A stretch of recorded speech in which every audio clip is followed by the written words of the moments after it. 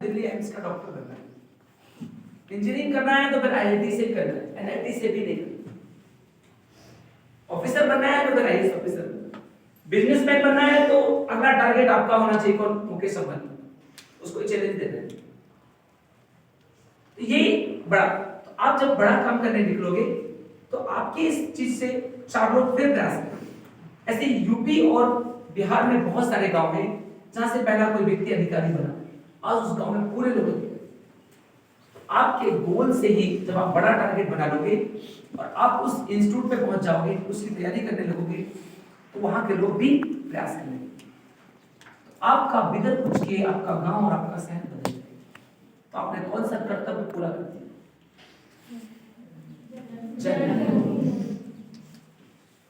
बात समझ में आई? आप अकेले कहां चले गए? Medical college. आप निकल गए आईआईटी, अगले बार 10 बच्चे तैयारी करेंगे, फिर उसके अगले बार 20 करेंगे, फिर 40 करेंगे, 50 करेंगे, मैक्सिमम लोग आईआईटी पहुंचे। आपका शहर बदल गया। उसके लिए आपको कुछ अलग करना पड़ा था। बस क्या करना है? गोल बड़ा होना चाहिए, टारगेट बड़ा होना चाहिए। तो कौन सा कर्तव्य हम मात्र एक अच्छे लक्ष्य को निर्धारित करके हम पूरा बदलाव ला देंगे, वो कौन सा है? इसके लिए आपको क्या गांव जाना पड़ा, किसी को समझाना पड़ा? इसलिए गौतम बुद्ध कहते हैं आपो दीपो भव। ये ज्ञानंद जी कह रहे थे कि अपने दीपक हमें खुद बनना है। गोल तो कुछ भी डिसाइड कर लो, हम सब अचीव कर लेंगे। इस केंद्र से, इस विद्यालय से ऐसा कोई व्यक्ति नहीं जो जुड़ा ना हो। कम से कम 100 से ज्यादा डॉक्टर जुड़े होंगे, 40 से 50 इंजीनियर होंगे, हम जैसे शिक्षक भी हैं, बिजनेसमैन भी हैं, यहाँ वो सब मिले। अब बस डिसाइड करना है आपको बड़ा गोल, छोटा नहीं। तो मैंने कहा ना, अपने इस इंस्टीट्यूट से, नर्मदांचल से एक बच्चा भी बड़ा बिजनेसमैन बना तो 4 फिर बिजनेसमैन बनेंगे, फिर 10 बनेंगे, फिर 50 बनेंगे, हमारा शहर बदल जाएगा। एक आईआईटी निकल गया, फिर 10 निकलेंगे, फिर 20 निकलेंगे, हमारा शहर बदल जाएगा। तो हमने कौन सा कर्तव्य पूरा किया? अब दूसरा कर्तव्य कौन सा है? कर्मभूमि। मतलब जब हम किसी जिस जगह पे जाना चाहते हैं वहां जाकर जस्टिस करें। मान लिया बिजनेसमैन बनना चाहते हैं, तो फिर बनिए आप कैसे? टाटा बिरला जैसे। आपको पता है टाटा बिरला कैसे बिजनेसमैन? जब कोई बिजनेस करते हैं तो सबसे पहले जहां बिजनेस करने जाते हैं वहां हॉस्पिटल बनवाते, स्कूल बनवाते, बड़े बड़े प्लेग्राउंड बनवाते। आप जमशेदपुर देखिए, क्योंकि वो बहुत उस सोच के साथ करते हैं। तो पहले वहां के लोगों की सुविधाएं देते, फिर बिजनेस करते।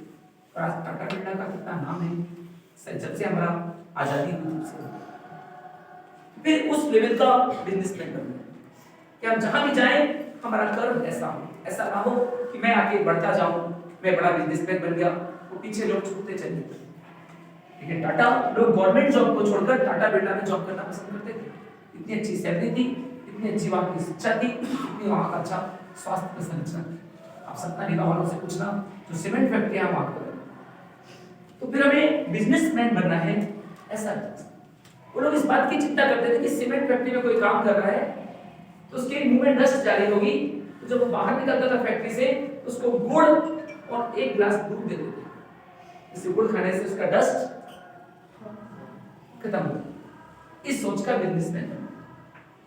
तो ऐसे लोगों को कभी सूरस्त नहीं होता। तो आज भी टाटा बिरला को देखिए, टीसीएस कंपनी जो है ना, नंबर 1 कंपनी है शुरू से आज तक।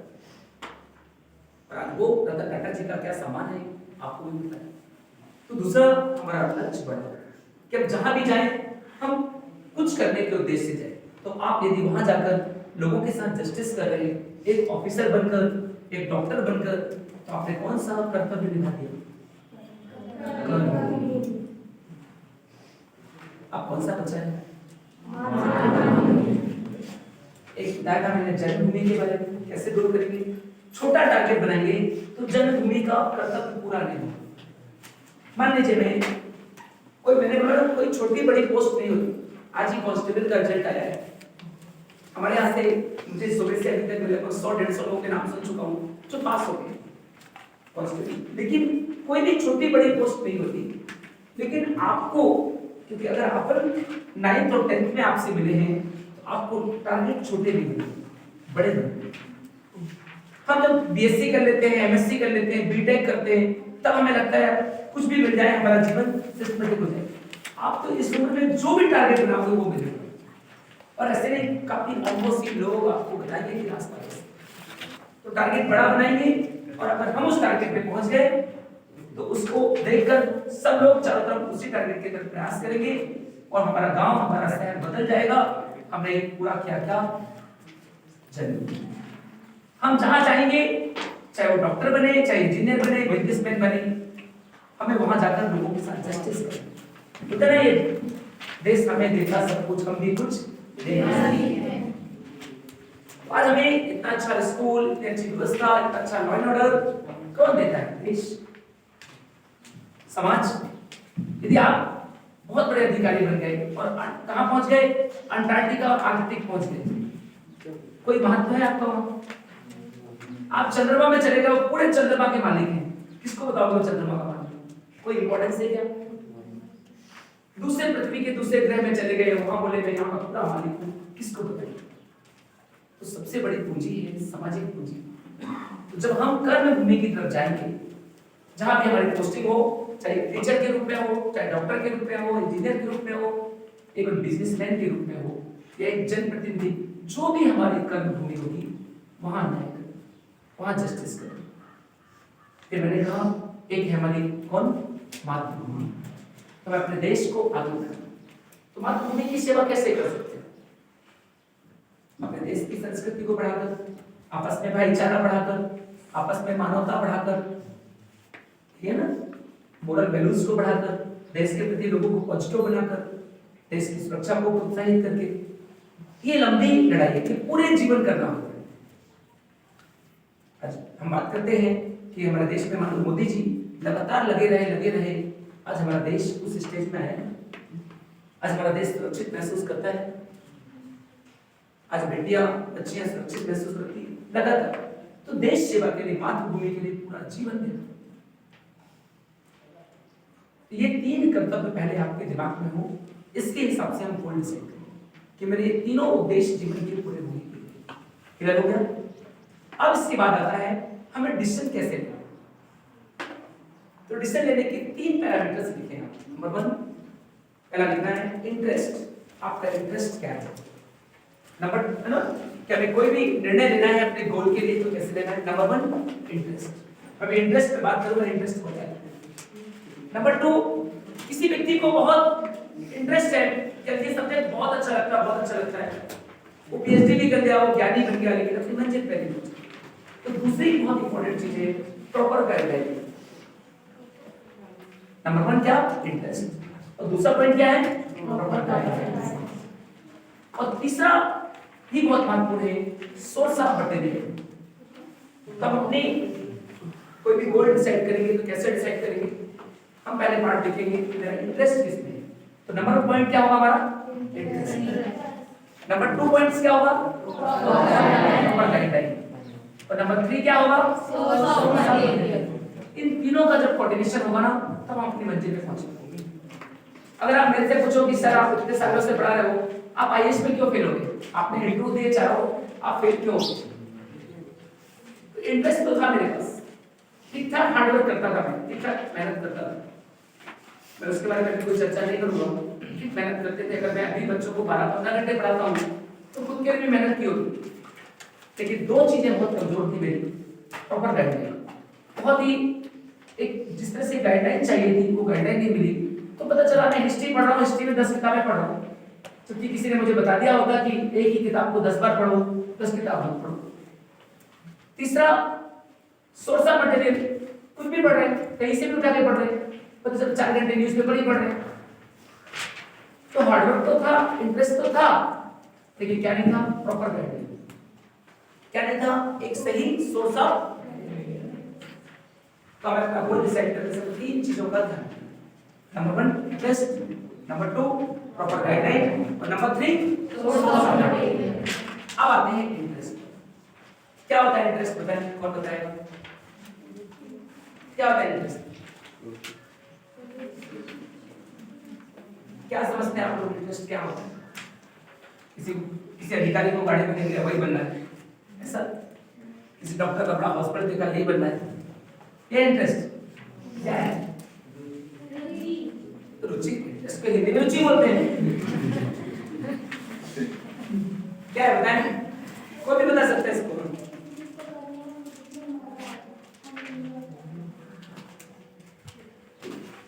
देखिए, हम सब लोगों के जीवन की लास्ट डेस्टिनी, एक अंतिम जो लक्ष्य होता है हमारे सबके जीवन का, वो मेंटल पीस होता है। क्या होता है?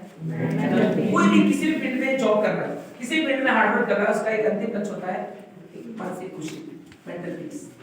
ठीक है ना? यही इस बच्चे ने कहा, इसको काम करने से खुशी हो। कई लोग ना चाय बनाकर बड़े खुश हैं और बड़े अच्छे चाय पिलाते हैं और लाइफ को जी रहे हैं। कई लोग आईएएस बनकर भी दुखी हैं, टेंशन में हैं, हमेशा तनाव में रहते हैं। कई लोग छोटा सा व्यापार कर रहे हैं, खुश हैं, छोटा सा डॉक्टर है, खुश है, एक 4 हॉस्पिटल चलाता है तो भी दुखी है, शाम को पता चला वो परेशान होकर सो रहा है। तो ये लग रहा है कि हमारा अंतिम लक्ष्य क्या है? मेंटल पीस, जिस काम से बड़ी खुशी मिलती है। लेकिन खुशी कैसे मिलती है वो उसको भी देखो, खुशी के दायरे को समझना। खुशी कैसे? अब अपन एक बहुत बड़े परिवार, ज्वाइंट फैमिली में रहते हैं। खुशी कब मिलती है? जब मेरी जरूरतें पूरी हो जाए, मेरे भाई बहनों की जरूरतें पूरी हो जाए, मेरे सहयोगियों की जरूरतें पूरी हो जाए, तो सबके चेहरे में जो मेरे से डायरेक्ट एटलीस्ट डायरेक्ट जुड़ा है, उसके चेहरे में स्माइल हो, वो खुश महसूस करता हो, उसकी मूलभूत जरूरतें पूरी होती हो। तो खुशी का पैरामीटर हमारा बस नहीं होता कि मैं बस खुश हो गया तो खुश। हम जिनसे जुड़े होते हैं, अपनी सोसाइटी से, अपने गांव से, उसकी भी हमें होती है कि आपको खुशी है।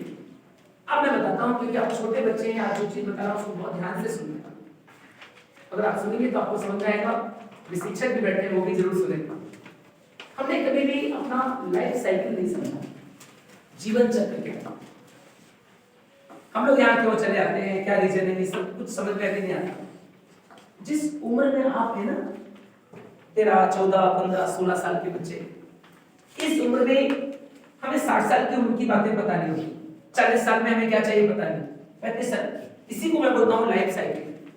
क्योंकि खुशी का जो पैमाना जो बोला ना, मेंटल पीस, अलग अलग समय अलग होता है। अभी तो किसी को खेल अच्छे से खिला दो, खुश हो जाएगा, इसका मतलब वो गोल नहीं है। आप में से किसी को अच्छी कार ला के दे दो, खुश हो जाएगा, गोल नहीं। तो जो बच्चा 15 से 25 तक की उम्र में, उसके मेंटल पीस का आधार देखा जाए तो फाइनेंशियल होता है। क्या होता है? पैसे, एक फाइनेंशियल सेटिस्फैक्शन कि मेरे पास एक जॉब हो, अच्छी सैलरी हो, अच्छी गाड़ी हो, अच्छा मोबाइल हो, अच्छा लैपटॉप हो, इससे बहुत खुश होता है, मजा आता है। और जो 25 से 35 साल की उम्र का बच्चा, फिर वो क्या सोचता है कि मेरे पास एक अच्छी पोस्ट हो, एक अच्छा काम हो, मेरे पास मतलब मेरे पास पावर हो, मेरे पास राइट हो, मेरे पास कुछ करने की अपॉर्चुनिटी हो, मेरे पास कुछ अच्छे लोगों की टीम हो। क्योंकि अब मुझे बोलोगे आप कि पैसे मुझे संतुष्ट करते हो 100%, तो पॉसिबल नहीं। लेकिन आप मान लो कोई 25 से 35 साल का है, तो उसको क्या चाहिए? एक लगता है कि सोसाइटी में मेरी गलत पहचान अलग दिखी, लेकिन अपन ने उसके बारे में प्रयास नहीं किया तो अचानक तो नहीं आ जाएगा। उस उम्र की नीड अलग है लाइफ साइकिल। फिर जब 35 से हम बात करें 45 की उम्र का होता है, शादी विवाह करता है, बच्चे बच्चे होते हैं, तो अच्छी सोसाइटी चाहिए, अच्छा कल्चर चाहिए। जो अच्छी सोसाइटी में रहता है, अच्छी कॉलोनी में रहता है, अच्छे सबके बीच में अच्छी भावना से रहता है, खुशी मिलती है वहां। अब उस उम्र में आपको क्या चाहिए? एक सोशल सेटिस्फैक्शन, क्या चाहिए? आप कल्चर सेटिस्फैक्शन। लेकिन जब इसके लिए प्रयास ही नहीं किया तो अचानक मिलेगा क्या? नहीं मिलेगा। लेकिन मान लो कोई रतन टाटा है, वो बिजनेस करते हैं, थोड़ा थोड़ा समाज के अच्छे काम भी करते हैं, लोगों के बीच में जाते भी हैं, लोगों की मदद भी करते हैं, उनको मिलेगा कि नहीं मिलेगा? मिलेगा। तो मैं बात कर रहा हूं, हमारा लक्ष्य क्या है? खुशी। तो हमें ऐसी जॉब की तरफ जाना है, ऐसे टारगेट डिसाइड करने हैं जिस जगह हमें पर्याप्त पैसे मिल जाए और हमें कुछ करने की अपॉर्चुनिटी मिल जाए, कुछ करने का अधिकार मिल जाए, कुछ करने का पावर। आप डॉक्टर बन गए, ऑपरेशन करने का अधिकार मिल गया, इलाज करने का अधिकार मिल गया। आप आईएएस ऑफिसर बन गए, आपको कुछ पावर और अधिकार मिल गए। आप शिक्षक और प्रिंसिपल बन गए, आपको अधिकार मिल गए। तो ये उम्र कौन सी होती है? 25 से 35। फिर हमें जो सोशल सेटिस्फेक्शन की मैं बात कर रहा हूँ, या वो कब होता है 35 से 40। तो हम कुछ ऐसे काम भी करेंगे कि हम ऐसे पदों में जाएं, ऐसी जगह पे जाएं, ऐसे काम करें, ऐसे टारगेट डिसाइड करें जहां हमें रिस्पेक्ट मिले। एक हेडमास्टर को कितना रिस्पेक्ट मिलता है, एक प्रिंसिपल को कितना मिलता है, एक टीआई को कितना मिलता है, एक अच्छे बिजनेसमैन को। अच्छे बिजनेसमैन से मतलब है कि देश हमें देता सब कुछ, हम भी उसको देते हैं। तो ये होती है 35 से 45। और 45 से 55 60 तक जब उम्र होती है ना, तो व्यक्ति क्या चाहता है, उस उम्र पर वो ढूंढता है कि एक बेहतर हेल्दी लाइफ होगी, मैं स्वस्थ रहूं, अच्छा मन हो, स्पिरिचुअल रहूं। अब ये सब चीजें आपको तो अलग लगेंगी, वो थोड़ा सा उस तरह का होता है, पूजा पाठ करना, भगवान की भक्ति करना, भजन करना, अच्छे लोगों से मिलना, अच्छी चीजों में पार्टिसिपेट करना, वो ढूंढता है। अब फिर वो दादाजी की जब उम्र आ जाती है ना, तो आप देखना कैसे सरलता से भोजन कर लिया, सरलता से समाज में बैठ गए। और जो लोगों ने कभी ये काम नहीं किया, वो रिटायरमेंट के बाद क्या होते हैं, परेशान, वो डायबिटिक हो जाते हैं, हार्ट पेशेंट हो जाते हैं, तनाव आता है उनको, अकेलापन महसूस करते हैं। तो ये उम्र के अलग अलग हमारे एक लाइफ साइकिल है कि हमें ऐसे फील्ड में जाना है जहां फाइनेंशियल सेटिस्फेक्शन भी पूरा हो, सोशल सेटिस्फेक्शन भी मिले, या कल्चर सेटिस्फेक्शन भी मिले, कुछ पावर और कुछ करने की अपॉर्चुनिटी भी हो, कुछ हमारे पास राइट भी हो। वो हर फील्ड में होता है, लेकिन टारगेट बड़े करने कि बड़े डॉक्टर बनोगे तो राइट भी मिलेगा, अपॉर्चुनिटी भी मिलेगी, बड़े इंजीनियर बनोगे तो सब मिलेगा, बड़े बिजनेसमैन बनोगे तो सब मिलेगा, बड़े अधिकारी बनोगे तो सब मिलेगा, हर फील्ड में मिलने वाला है।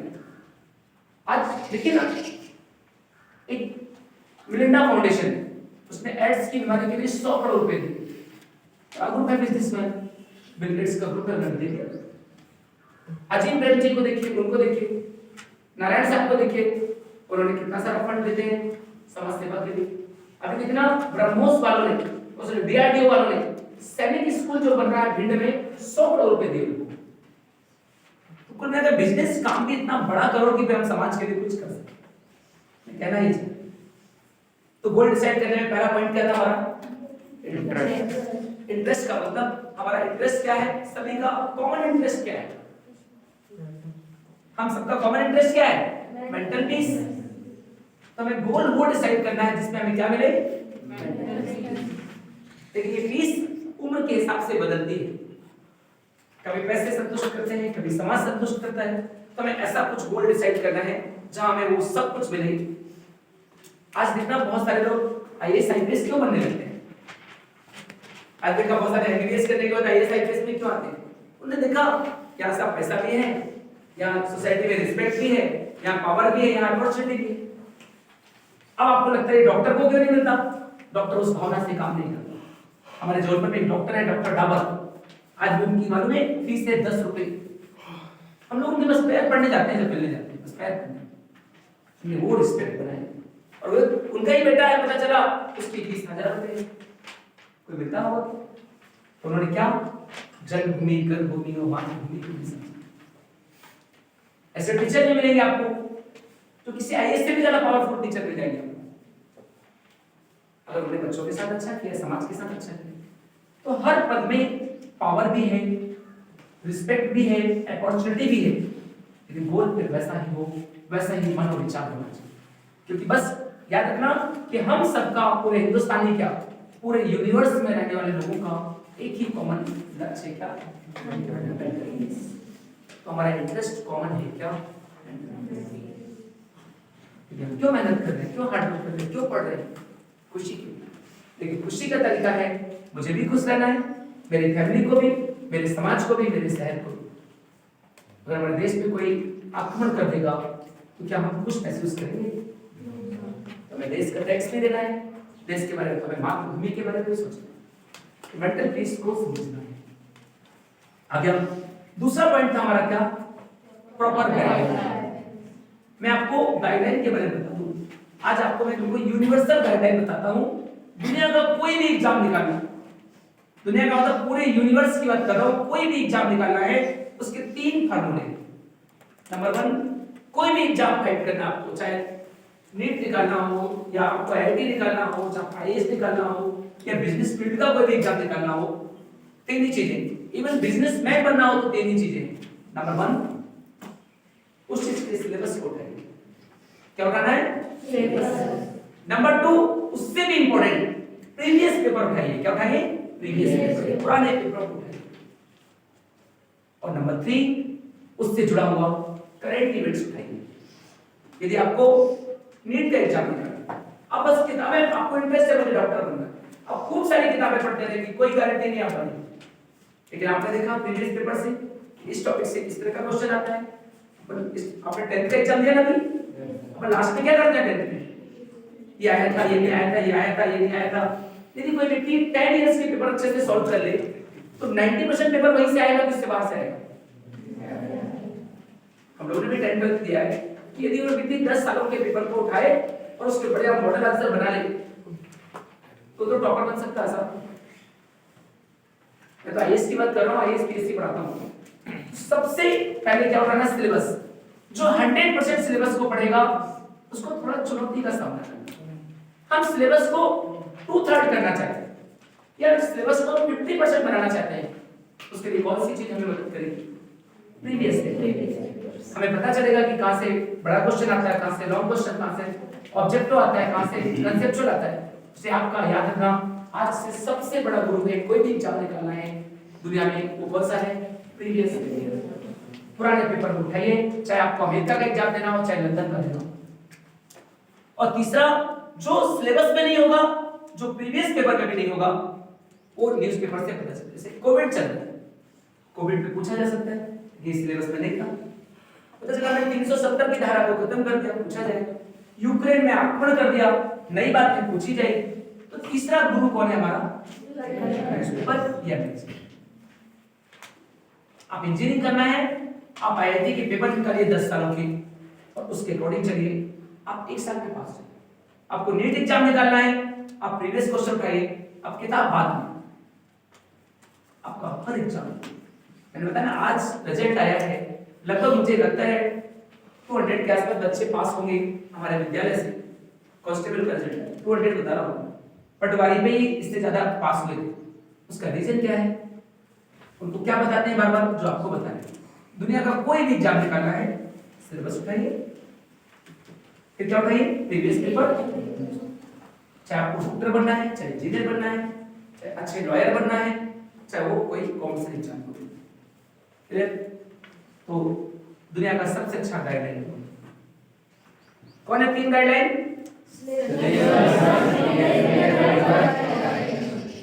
ये हुआ डायरेक्ट गाइडलाइन। अब आते हैं इनडायरेक्ट गाइडलाइन।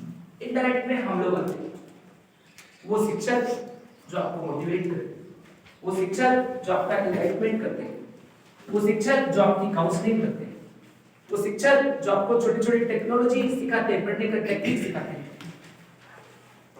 तो वो शिक्षक आपके सबसे अच्छे बेहतर रहेंगे। जिन शिक्षकों के साथ रहकर एक पॉजिटिविटी फील होती है, एक पॉजिटिव एनर्जी फील होती है, वो आपको डायरेक्शन देते हैं, वो शिक्षक आपके एक बेहतर गाइड है। मैं मानता हूं कि 99% जो एनर्जी लेवल होता है ना, वो स्टूडेंट्स के अंदर होता है। हम लोग का 1% रोल है वो आपको जगाने में।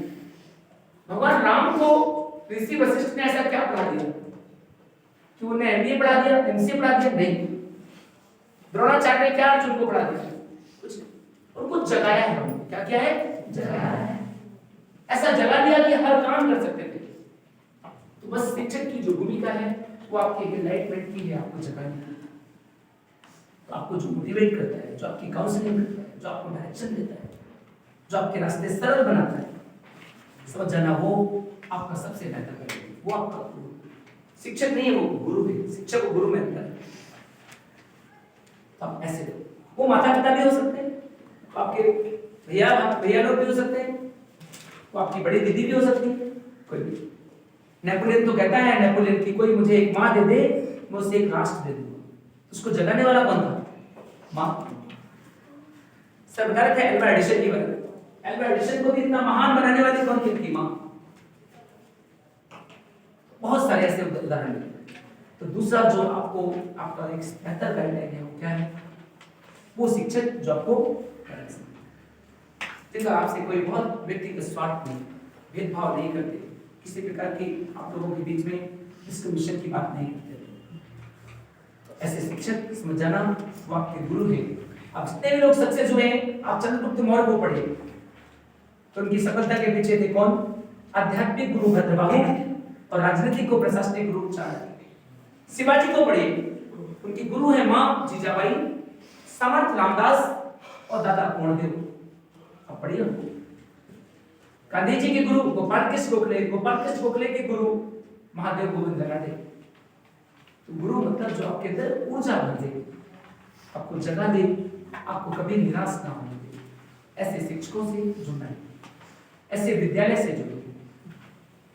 ठीक, फिर मैंने कहा दूसरा एक बड़ा रोल होता है ऐसे विद्यालय जो किसी प्रॉफिट के स्केल में काम नहीं, जैसे नर्मदांचल विद्यापीठ। आप बताइए इसका कोई मालिक है क्या? इसका कोई बिजनेसमैन है जो बिजनेस कर रहा हो कि उसको पैसे चाहिए हो? या जितने लोग भी आते हैं, हम जैसे कोई भी लोग सब कुछ देने आते हैं या समय देने आते हैं, अपने विचार, अपने संस्कार, जो भी। ऐसे विद्यालय नहीं। अगर कोई विद्यालय खुला होगा आपके आसपास, उसका लक्ष्य कहीं ना कहीं पैसा होगा, कहीं ना कहीं प्रॉफिट होगा। लेकिन कुछ ऐसे विद्यालय हैं जिनका लक्ष्य प्रॉफिट ही नहीं। या चाहे वो ज्ञानंद जी आए, कितने बड़े व्यक्ति हैं, ब्रिगेडियर साहब आए, क्या इनको आने का पेट्रोल मिलता होगा, डीजल मिलता होगा? नहीं। मैं तो अभिषेक लोग आते हैं वहां में, शायद रितु से भी कितने दिन से सोच रहा था, बात नहीं कर पाता। सोचो यहाँ पर तो कितनी सारी बातें करते। यहाँ जो शिक्षक भी आए हैं, आपको ऐसे विद्यालय में नर्मदांचल की तारीफ नहीं कर रहा, वो इस योग्य है इसलिए बता रहा हूं कि आपने देखा होगा यहाँ जितने लोग आते हैं वो कुछ यहाँ ऐसे विद्यालय से जुड़ रहे हैं। आप मेरी कोचिंग से आगे जुड़ोगे तो मैं आपको फीस लूंगा ना, वहां मेरा प्रॉफिट है, मैं फीस लूंगा। उससे ज्यादा श्रेष्ठ क्या है? नर्मदांचल विद्यापीठ। यहाँ जो लोग आ रहे हैं वो एक अच्छी ऊर्जा देने, एक पॉजिटिव एनर्जी देने, आपको ब्लेसिंग देने आते हैं, आपको अच्छा आशीर्वाद देने आते हैं। ये चीज फलती है। लेकिन आप अच्छा पढ़ते हैं इसलिए मैं आपसे जुड़ा हूं, आप अच्छे हैं इसलिए मैं आपसे जुड़ा हूं, आप अच्छे घर से इसलिए मैं जुड़ा हूं, वो फायदा है। ये बहुत ही बड़ा ऊर्जा का केंद्र है। ये एक ऐसा केंद्र है जो आपकी लाइफ को बहुत बदलेगा। आज से 15-20 साल बाद आपको खुद गर्व होगा कि हम इतने अच्छे कार्य में हैं, क्योंकि इसकी भावना ही अलग है। मैंने कहा ना, जितने लोग आए, उत्तम गुरु जी आए, बहुत आध्यात्मिक गुरु है, वो चेहरे देखकर बता देंगे कि क्या होता है। मेरा एक स्टूडेंट है तहसीलदार, वो बोला कि मेरे कान में उन्होंने वो चीज बोल दी, उनको कैसे पता। मेरी श्रीमती जी से उन्होंने ऐसी चीज बोल दी, वो घबरा गई, कैसे पता है।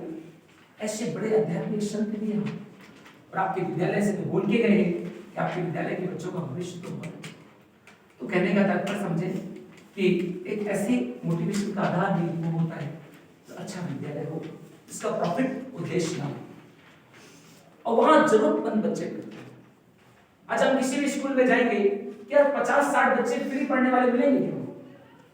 लेकिन जो बच्चे हॉस्टल के आपके यहाँ फ्री पढ़ते हैं, वो आपको दुआएं देते होंगे ना, दुआएं देते होंगे ना कि हमें कितना अच्छा विद्यालय मिला, भोजन मिला, रहने को मिला, तो उसकी ऊर्जा भी आपसे जुड़ती होगी ना।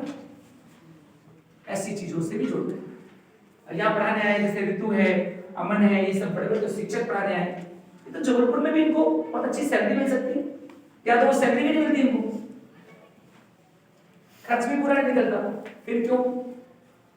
अच्छी भावना के लोग हैं, ऊर्जा दी। ये भी बहुत इंपॉर्टेंट पार्ट है कि हम किसके साथ जुड़े हैं। ये चीज बहुत चिंतन करना कि उनके पीछे कोई उनका लाभ तो नहीं है।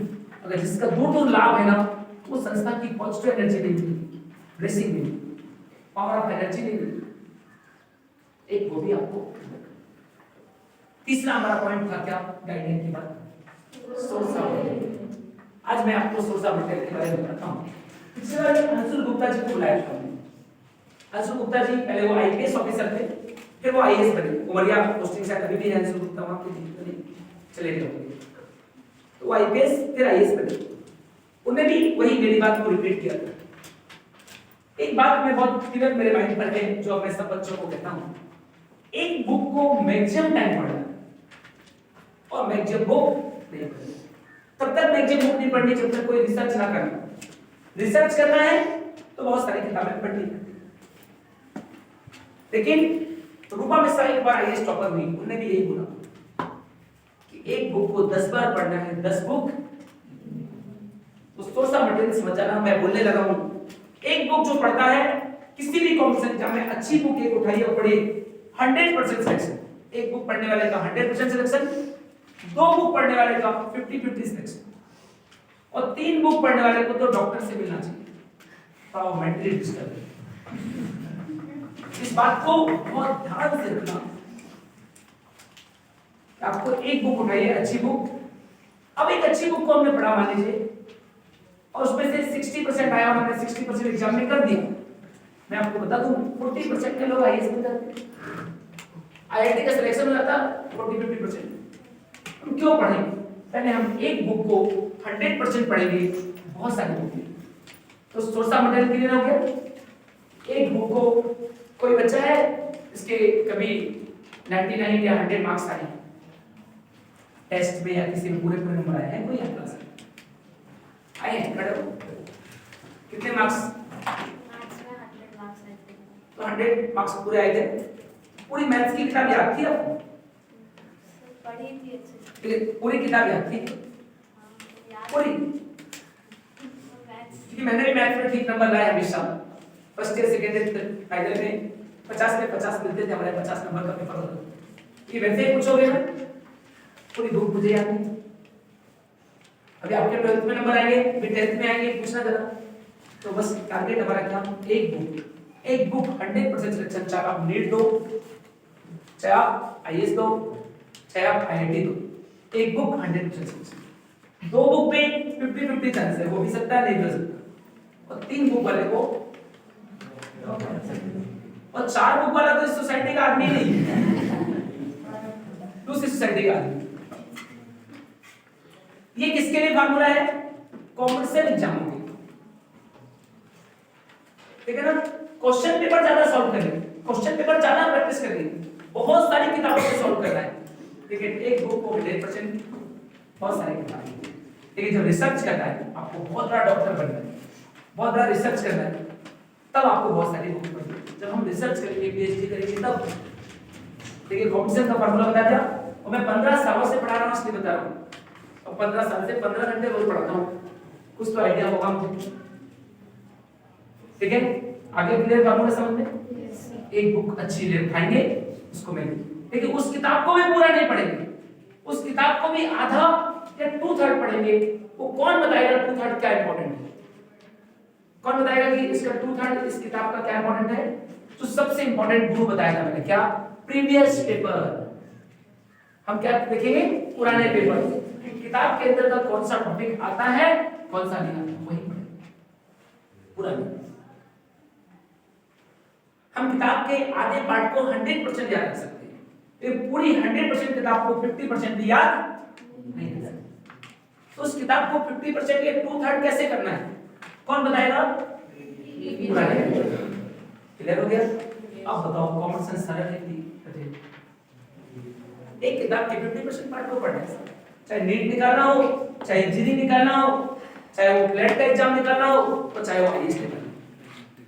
आईएएस का जो टॉपर होता है ना, उसका स्कोर मालूम कितना होता है? 50% एग्जाम। कई बार तो 37% हुआ उनका टॉपर। किसी अच्छी किताब से 50% तो आता ही होगा ना, उतना तो कर ले पहले अपन, फिर यहाँ बढ़ के दिमाग से क्लियर हो गई चीज कि आपको भटकना है।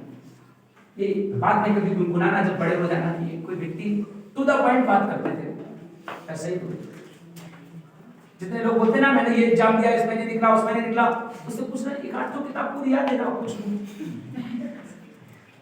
है। कई लोग आके बड़े डायलॉग मारते हैं, मैं तो ऐसा था, मैंने ये किया। एक किताब भी अच्छे से नहीं करते, एक को अच्छे से कर। और मैं आपको बता दूं, जो लोग कलेक्टर एसपी में बन के आते हैं, कोई रॉकेट साइंस नहीं है, आप रोज कलेक्टर एसपी आते हैं, जिसने 6 to 12 अच्छे से पढ़ लिया, 6वीं से 12वीं, उससे बाहर एक शब्द नहीं आता। आईएएस बनना है, आईपीएस बनना है, क्या पढ़ना है? 6 to 12। और डिप्टी कलेक्टर डीएसपी बनना है 6 to 10। और थानेदार वानेदार बनना है तो 6 to 8। 8वीं तक सब पास हो ना, समझ जाओ थानेदार बन गए। या दो लड़कियां थानेदार थी, मेरे स्टूडेंट दिखा, और रुखसार भी थी यही आपकी वो थी कि अंकिता वगैरह। जिसको भी थानेदार बनना समझा, मैं तो अभी से बोला थानेदार सब बन गए। जो 8वीं पास होगी ना तो 10वीं पास होगी नहीं बताओगे ना, तो डिप्टी कलेक्टर भी डन कि मैं लिख के दे सकता हूँ स्टाफ पेपर, तो हवा बात नहीं कर रहा हूँ। विद्यालय से टॉपर हुए हमारे ने बताया, तो दिमाग से ये भूत हटा दो। आप लोग जितने बैठे हो समझ जाना, अगर सोच रहे हो कि मुझे डिप्टी कलेक्टर और डीएसपी बनना है तो मैं स्टाफ में लिख के दे दूंगा बन जाऊंगा, क्योंकि 10th तक ही आता है, इससे बात कुछ नहीं है। और एसडीएम भी फिर जाके आईएएस बनता है और कलेक्टर बन जाता है, डीएसपी फिर एसपी बन जाता है। मेरी छोटी सिस्टर यही पोस्टेड थी आपकी सैपुरा में थी, वो भी आपको मालूम होगा कि डीएसपी है। ये सुलेखा थी, आपको मालूम होगा, सुलेखा एसडीएम थी। बड़ी चीज नहीं है, ये मैडम आती है, वो जितने यहाँ पर जो है आईएएस उनसे पूछोगे तो बोले क्या पढ़ा 6 स्टूडेंट। तो ये तो दिमाग से हटाना है। तो मैं जो बताना चाह रहा हूँ, क्योंकि हम आईएएस आईपीएस पे नहीं आना चाहते, अभी हम बात कुछ और कर रहे हैं। नंबर 1 क्या देखा था, इंटरेस्ट। नंबर 2 क्या था, गाइडलाइन। और नंबर 3 सोर्स ऑफ मटेरियल में क्या फार्मूला सीखा आज आपने, एक पेपर को मैक्सिमम, एक बुक को मैक्सिमम टाइम, ठीक है, मैक्सिमम बुक नहीं पढ़ती, ठीक है।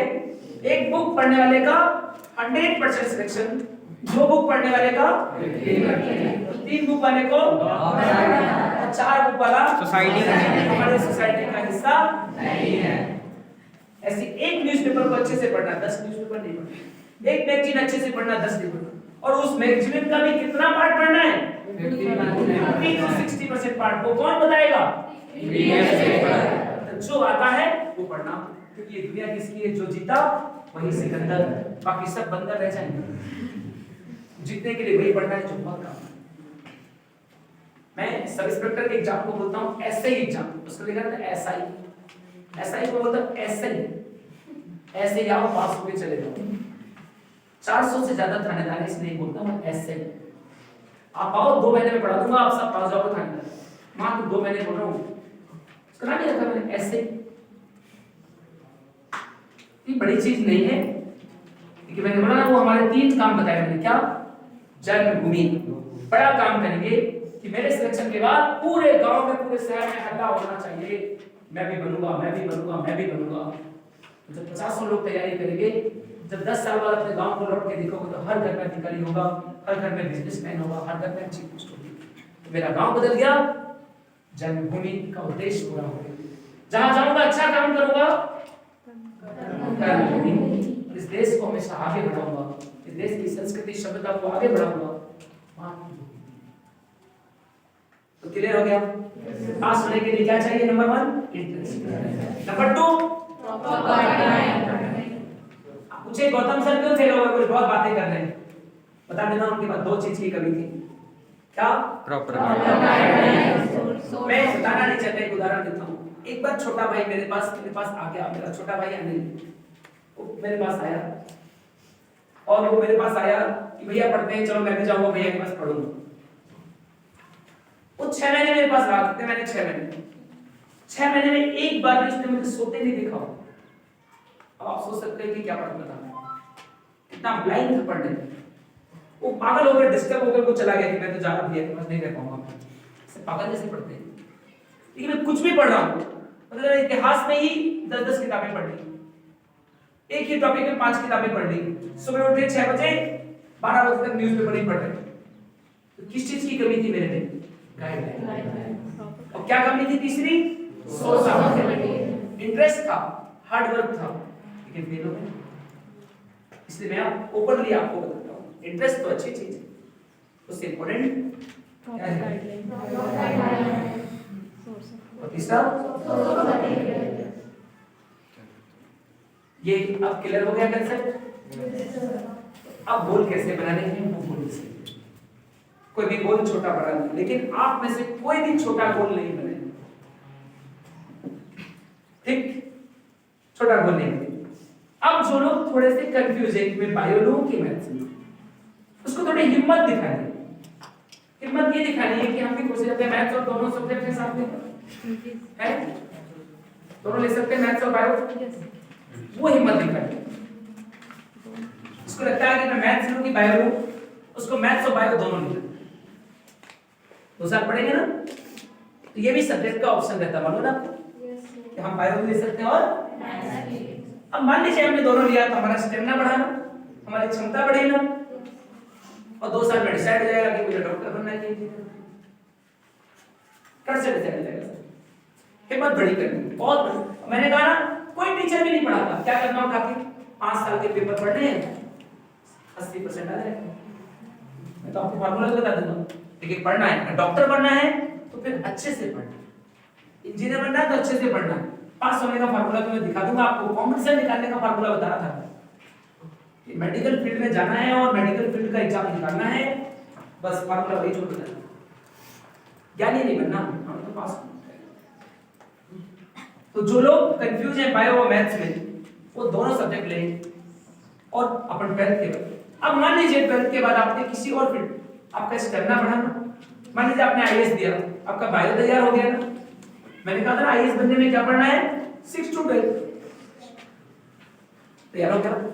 एक पेपर ही तो बढ़ेगा ना हमारा, एक पेपर बढ़ जाने दो, लेकिन बाकी बच्चों से एक्स्ट्रा होंगे ना, एक्स्ट्रा हार्डवर्क करेंगे ना, हम 2 सब्जेक्ट लेके चलेंगे, क्या फर्क पड़ता है, एक ही पेपर एक्स्ट्रा देना ना, 1 घंटे एक्स्ट्रा पढ़ेंगे ना, ठीक है, 1 घंटे एक्स्ट्रा पढ़े तो हमारे बॉडी के सेल, हमारा ब्रेन डेवलप हो रहा है ना, बहुत सारे। मैं जो सिस्टर के बारे में पूछा, उसके मैं बताता हूँ, जहाँ उसकी शादी की, वो लड़का ऐसे सिंपल सा रहने वाला और बिल्कुल, तो वो जिस सर को जाके वैसे कुछ स्टोरी थी कि उसको उसके पापा बोले कि उसका मैथ्स में था, मैथ्स उसने ले लिया और बहुत इंटेलिजेंट, पढ़ने में बहुत समर्पित था हमेशा से, फिर उसके पापा बोले नहीं तुमको डॉक्टर बनना है, उसने आईआईटी भी निकाल ली और नीट भी निकाली, दोनों में निकाल ली। फिर अभी जब एमडी का एग्जाम दिया तो ऑल इंडिया टॉपर था। तो कहने का मतलब उसका ऐसा क्यों हुआ, क्योंकि उसने मैथ्स और बायो तो दोनों कर दी। आज वो टाटा मेमोरियल जो बहुत बड़ा कैंसर हॉस्पिटल है मुंबई का, वहाँ बहुत अच्छे नामी डॉक्टर, तो कहने का मतलब दोनों चीजें सपोर्ट करनी। तो ये बिल्कुल चिंता मत करो, आपको जो सब्जेक्ट लेना है वो लो, घबराना नहीं कि हमें ये लेना है, ये लेना, दोनों लो। दूसरी चीज, जो कॉमर्स ले रहे हैं या जो आपके आर्ट्स ले रहे हैं, है ना, यदि किसी को दिक्कत नहीं है तो मैं उनके लिए बोल रहा हूँ, जिनको कोई समस्या नहीं है मैथ्स में पढ़ने में, साइंस कोशिश करो 12th तक साइंस रखना, ठीक है ना। यदि मान लीजिए आपको बहुत ही दिक्कत हो रही है कि मुझे मैथ्स बिल्कुल समझ में नहीं आ रहा, सब बाउंस हो रहा है, तभी जाना है कॉमर्स में और आर्ट्स में। कोशिश करना है कि 12th तक हमें साइंस रखना है, प्रयास करना, क्योंकि ये अपना विद्यालय है, इसलिए इस तरह की बात मैं रख रहा हूँ, है ना। तो हमें कोशिश करना है कि हमें 12th तक अगर हम मैथ साइंस को या बायो को लेके चल सकते हैं, तो हम जब साइंस लेते हैं ना तो उसकी किताबें मोटी मोटी हैं, अच्छे से पढ़ना होगा, लैब भी जाना होगा, घर में भी मेहनत करनी पड़ेगी, ट्यूशन भी करना पड़ेगा, तो क्या सीख जाएंगे हम लोग, हार्ड वर्क। क्या सीखेंगे, हार्ड वर्क। अब बोले सोशल साइंस पढ़ना, एक नाइट पढ़े निकल गए, ऐसा नहीं। तो यदि आपको कोई बहुत बड़ी समस्या ना हो, यदि समझ में आ रहा है मैथ्स और बायो या साइंस, तो आप कोशिश करें 12th तक साइंस रखें। ये मैं बहुत दूर सोच के बता रहा हूँ, ठीक है ना। फिर हम 12th के बाद आर्ट्स ले लेंगे, 12th के बाद कॉमर्स ले लेंगे, क्या फर्क पड़ता है, कोई फर्क पड़ता है क्या? तो जिसको लगता है मैथ्स समझ में नहीं आती, मेरी पढ़ाई नहीं होगी, मैं फेल हो जाऊंगा, बिल्कुल वो सोशल साइंस ले ले, वो कॉमर्स ले ले, वो एग्रीकल्चर ले ले। लेकिन यदि आप में लगता है क्योंकि अभी मुझे हार्डवर्क सीखना है कि ऐसे कमजोर बनना है, थोड़ा लॉजिकल बनना है कि अनलॉजिकल बनना है, थोड़ा लॉजिक हो, कंसेप्ट हो, है ना, ये सब हो, तो अगर यदि हो सकता है तो हमें 12th तक साइंस रखना है, क्योंकि बहुत सारे कॉम्पिटिशन एग्जाम में 12th तक की साइंस आती है। सोशल साइंस में हम पढ़ ही नहीं, ये लगता है कि मेरा साल खराब हो जाएगा, मेरे परसेंटेज बहुत कम आ जाएंगे, मेरा मोरल डाउन हो जाएगा, तो फिर आप अपने चॉइस कर सकते हैं। क्योंकि यहाँ अपन स्कूल नहीं चला रहे कि भाई आप कोई भी सब्जेक्ट लो, पास जाओ अपनी अपनी दिशा में, यहाँ हम लाइफ टाइम जुड़ने आए हैं। कल मैं आपके चेहरे में खुशी देखना चाहता हूँ, खुशी तभी आएगी जब आपको एक अच्छा प्लेटफॉर्म मिलेगा, एक अच्छी मंजिल मिलेगी। तो आप छोटे हो इसलिए मैं दूर तक सोच कर बता रहा हूँ कि मैं आगे ठीक। यदि कोई बच्चा इसमें से मेरी फील्ड से जुड़ा होगा, कॉम्पिटिशन एग्जाम से, उसको आईएएस आईपीएस बनना है, उसको मैं 12th के बाद दूंगा, उसकी गारंटी मेरी। अभी हमारे पास अभी एक सौरभ जैन इंटरव्यू दे रहा है, 21 साल का बच्चा है, 24 तारीख को उसका इंटरव्यू है आईएएस का। वहां 21 साल उम्र है उसकी, क्या अनुराग आता है अपने केंद्र में, 21 साल में वो एसडीएम बन गया। ये सब 12th के बाद आए थे। तो दो बच्चे अपने इंटरव्यू दे रहे हैं और 96% बच्चा था वो 12th में। तो जिसको भी कॉम्पिटिशन एग्जाम की तरफ जाए, तो इस विद्यालय का अगर वो बच्चा है तो कभी भी मेरे पास आ सकता है, हेमू तो मेरे पास रहता ही है, वो कभी भी आ सकता है। तो आपको चिंता नहीं करनी, लेकिन 12th तक क्या रखना है, साइंस क्यों रख रहे हैं, जिसपे हम मेहनत करना सीखेंगे। खैर मेहनत आर्ट्स वाले भी करते हैं, कॉमर्स वाले भी करते हैं, वो भी अच्छी मेहनत करते हैं, वो सब्जेक्ट भी बहुत अच्छा है। 10th से ही कुछ लोग ले लेते हैं सोशल साइंस। टीना ढाबी ने लिया था, टीना ढाबी आईएएस की टॉपर थी, वह सभी कर सकते हैं, लेकिन ज्यादा दिक्कत नहीं है। मैं आपका बड़ा भाई हूं, इसलिए कहता हूं कि आपको अगर दिक्कत नहीं है तो 12th तक साइंस क्लियर। फिर हम डिसाइड करेंगे हमें कहां जाना, वहां डिसाइड करेंगे कि हमें कहां क्यों जाना। अब जो बच्चे नीट की तैयारी कर रहे हैं या जो इंजीनियरिंग फील्ड में जाना चाहते हैं, और एक बहुत अच्छा फील्ड है आज के समय, बता दूं, क्लैट। सुना क्लैट के बारे में? आपको पता है हिंदुस्तान में सबसे अच्छे घर, सबसे अच्छी कारें किसके पास है, और सबसे ज्यादा पैसा किसके पास है? बिजनेसमैन, एडवोकेट्स के पास। आना कभी जौनपुर हाई कोर्ट जाना, कोई भी हाई कोर्ट का जज, मुझे लगता है कि 50 लाख से नीचे की कार में नहीं आता। तो वो एग्जाम होता है क्लैट का exam, LLB, Indian institute of law जो होते हैं ना, वहां से करना। तो क्लैट का एग्जाम होता है, आजकल इसमें बहुत लोग एग्जाम देते हैं। आप लॉ करके आओ, और एक एक केस की फीस 1-1 करोड़ होती है, एक एक केस की फीस मिनिमम 1-1, 2-2 लाख रुपए होती है। मेरे घर में तो सब वकील है, मैं देखता हूं ना उनके जलवे, उनके पावर, गजब का पावर होता है। तो वो फील्ड शानदार फील्ड है, और सबसे अच्छी चीज की हाई कोर्ट हमारे बाजू में, और नए लड़के आ रहे हैं बिल्कुल। सिविल जज भी बन सकते हो, वहां से एडीजे भी बन सकते हैं आप, एडीजे और सिविल जज, वो भी बहुत बढ़िया। और पैसे की कोई लिमिट नहीं साहब। अभी हम वहां दत्त साहब क्या चले जाए तो बोले पर डे क्या कितने पैसे आते होंगे, लगता 8-10 करोड़ रुपए रोज कमाते होंगे। अब मैं मान लो किसी केस में फंस जाऊं, मैं तो कितना भी पैसा देने को तैयार हूं। तो सबसे अच्छा फील्ड एक और है, कौन? एडवोकेट। ये गधे वाले नहीं, जुगाड़ वाले नहीं, अच्छे इंस्टीट्यूट से पढ़ के आने में, और उसके लिए इंग्लिश अच्छा होना जरूरी है। हिंदी है तो इंग्लिश इंप्रूव करो। यदि आपको हाई कोर्ट और सुप्रीम कोर्ट में सबको चैलेंज देना है, तो उसकी कोई लिमिट नहीं है पैसे की, कितना पैसा कमाना आप बताना मुझे। ये भी एक फील्ड है शानदार, जिसको आजकल जबलपुर के मैक्सिमम बच्चे किसमें जा रहे हैं? क्लैट। वो फील्ड बहुत शानदार फील्ड है। वो बीए वाला भी, आर्ट्स वाला भी जा सकता है, कॉमर्स वाला भी जा सकता है, साइंस वाला, हर फील्ड का व्यक्ति क्लैट की तरफ जा सकता है। तो वो भी तैयारी जो उस फील्ड में जाना चाहता है, उससे आप जज भी बन सकते हैं। हाई कोर्ट जज, सुप्रीम कोर्ट जज का कितना पावर होता है। एक आईएएस को एक जज बोल देगा ना, तो आईएएस बेहोश हो जाएगा। तो पावर होता है जज का, जज को बहुत पावर है। वो फील्ड भी बहुत शानदार फील्ड है। मेडिकल फील्ड तो हम सब जानते ही। एक फील्ड जो मैं चर्चा करने जिस उद्देश्य से आया हूं आपके पास, उसको सुने हैं। 95% जो जॉब अपॉर्चुनिटी होती है, कितने परसेंट? 95 बहुत परसेंट होगा ना? Yes sir. किस फील्ड में होती है? 95% जॉब अपॉर्चुनिटी बिजनेस में होती है। किसमें होती है? बिजनेस। तो आप लोग ये भी प्लान करो कि हम खुद भी अपना स्कूल चलाएंगे। मान लो अपने स्कूल चला रहे हैं, 500 बच्चे आप पढ़ा रहे हैं, एक बच्चे से 1000 रुपए फीस ले रहे हैं, तो रिस्पेक्ट भी है, हमारा स्कूल भी है। अपना खुद का हॉस्पिटल चलाएंगे, अपन सबकी सिलाई की एक बड़ी इंडस्ट्री चलाएंगे। आप बताओ कि शेखपुरा में सबसे अमीर कौन है, बिजनेसमैन की सर्विस वाले? जौनपुर में सबसे अमीर कौन है? डिप्टी कलेक्टर को कितने मिलते हैं? 60-70 हजार। कलेक्टर की सैलरी कितनी है? 1 लाख रुपए। याद रखना, हमें अपना खुद का बिजनेस करना है। उसको जो डिसाइड करेगा हम कैसे बताएंगे, उसका अभी से अकाउंट खोलेंगे, उसकी अभी से सोसाइटी बनाएंगे, अभी उसके सेल्फ सपोर्ट ग्रुप बनाएंगे, अभी से उसका डिबेट अकाउंट खुलवाएंगे, अभी से उसकी रिटर्न भरेंगे। आप ऐसे जो बिजनेस करना चाहिए तो सैपुरा में यदि आप एक अच्छा बिजनेस करें, एक अच्छा कॉलेज स्कूल खोल लें, आज मदर टेरेसा वाले बिजनेस ही तो है, 2-4 लाख रुपए महीने कमाते होंगे ना।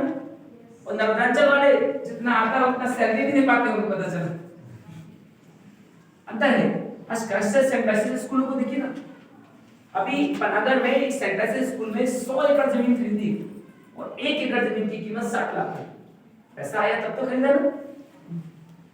मेरी बेटी का मैंने एडमिशन कराया है, 3 साल की है, मैं आईएएस पढ़ाता हूँ 20-25 हजार रुपए में, मैंने बेटी के एडमिशन में 40,000 रुपए दिए।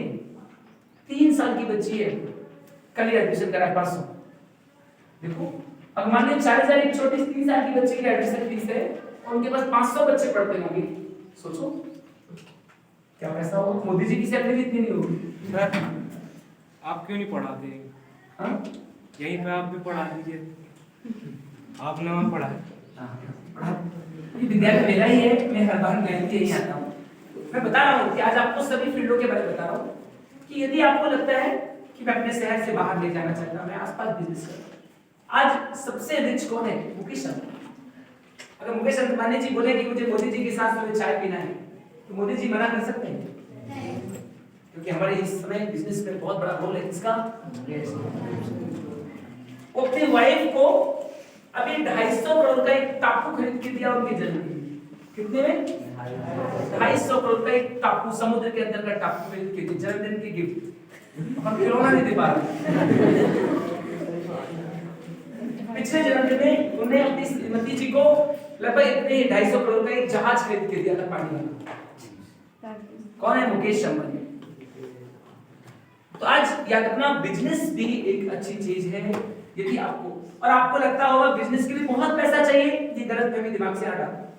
आज से 25-30 साल पहले रिलायंस के पास कुछ नहीं था।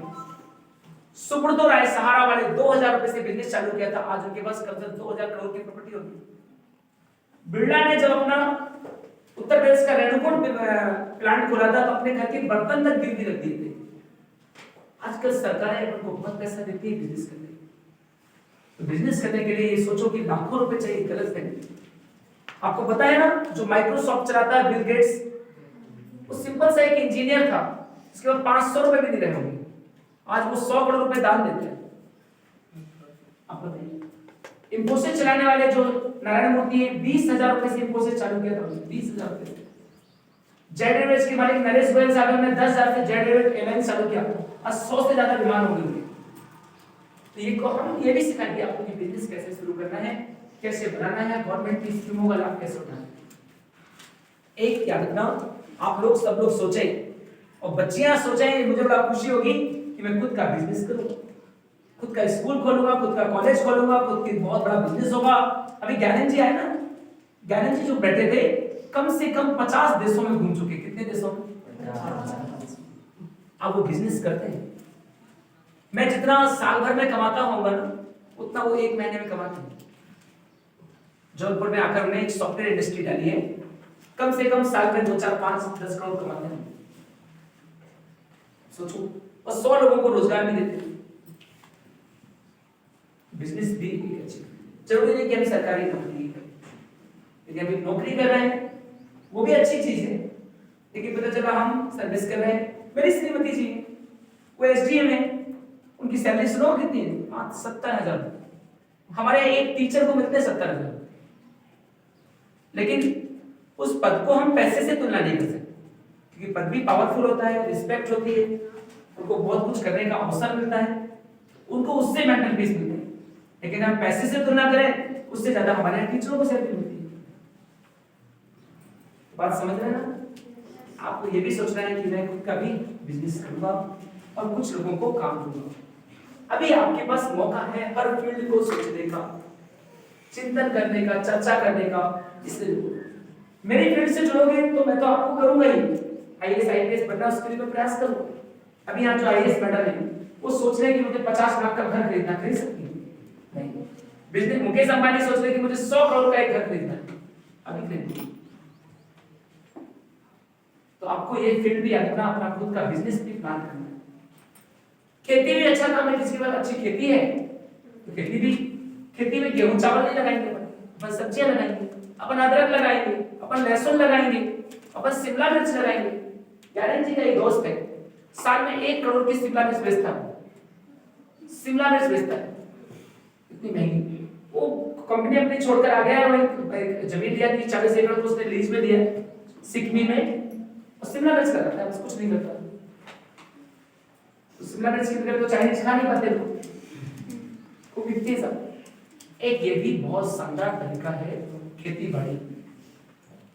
तो जरूरी नहीं कि हम 50,000 की जॉब के लिए बेंगलोर में पढ़े, पुणे में पढ़े, इससे अच्छा अपन बढ़िया अपने सैकड़ों में कोई काम करेगा, क्या दिक्कत है? आराम से पैसा है, 50,000 कोई बड़ी चीज थोड़ी ना, आराम से आएगा। बाहर तभी जाना है जब लगता है कि नहीं यार बहुत कुछ अलग मिलेगा, तब बाहर जाइए। याद रखना 95% चांसेस किस चीज के हैं? और किसमें अनलिमिटेड ग्रोथ है? बिजनेस में। और अभी भारत में बिजनेस के लिए आगे बढ़ने की बहुत चांस है। आज मैं भी मान लो कोचिंग चला रहा हूँ, इसलिए घर द्वार ले पाए, सर्विस के चक्कर में कौन ले पाता? लेकिन सर्विस का महत्व उसके लिए जिसको अपने अधिकार चाहिए, पावर चाहिए, रिस्पेक्ट चाहिए, उसके लिए सर्विस भी इम्पोर्टेंट है। तो हर चीज अलग अलग है, हर चीज का महत्व है, कोई चीज छोटी बड़ी नहीं है। लेकिन मैं क्योंकि कैरियर काउंसलिंग हमारा सेशन है, इसलिए मेरी जिम्मेदारी है हर फील्ड की। तो याद रखना, यदि आप सोच सकते हैं व्यापार करना, उसकी कोई लिमिट नहीं। आप अच्छा वकील बने, अच्छे बड़े वकील बनेंगे, बहुत पैसा है, बहुत सम्मान है, एडवोकेट का बहुत सम्मान होता है, और वही लोग जज बन जाते हैं। जो सीनियर एडवोकेट है ना, वो डायरेक्ट जज बन जाते हैं, आपको मालूम है ना? जिसने 10 साल हाई कोर्ट में प्रैक्टिस की और अच्छा एडवोकेट है, वो डायरेक्ट जज बन जाता है, फिर वो सुप्रीम कोर्ट जज बन जाता है।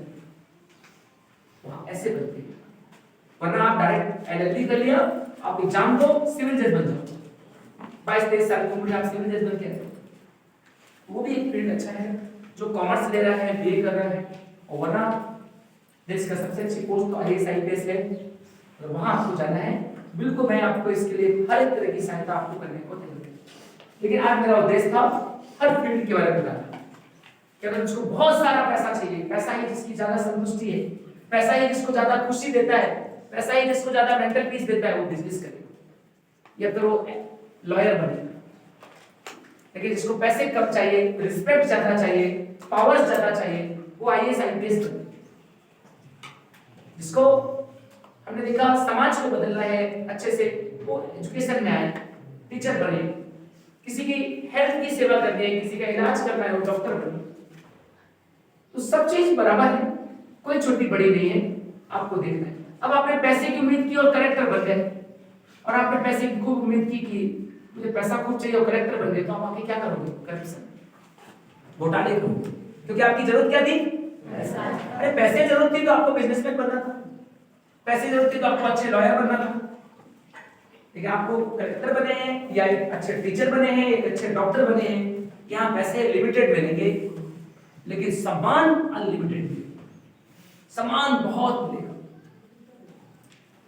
लेकिन जब आप डॉक्टर बनके लोगों को लूटने लगेंगे तो यहाँ सम्मान गायब हो जाएगा, कोई आपको जानेगा।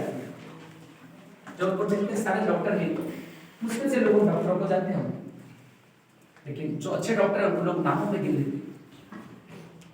तो कुछ जिसको बहुत सारा रिस्पेक्ट चाहिए तो वैसी फील्ड चुनो, जिसको पावर चाहिए वैसी फील्ड चुनो, जिसको पैसा चाहिए वैसी फील्ड चुनो, जिसको बहुत सारे लोगों को काम देकर खुशी मिलती है वो बिजनेस चुने, बहुत सारे एडवोकेट बने, उनके टीम में रहे लोग, अलग अलग फील्ड।